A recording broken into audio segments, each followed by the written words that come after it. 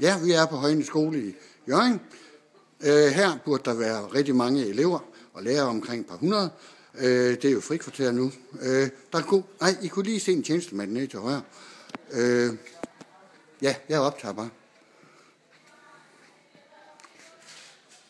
Lille lærerværelse.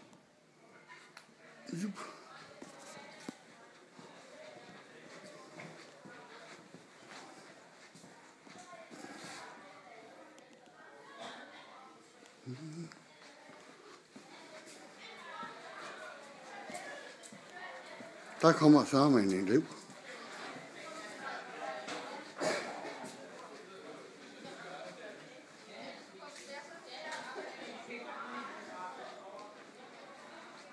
Vi går ned mod kantinen, hvor der burde være kø.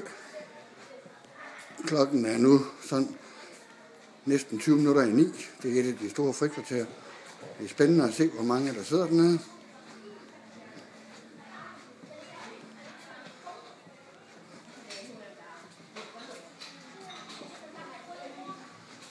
Det lykkes.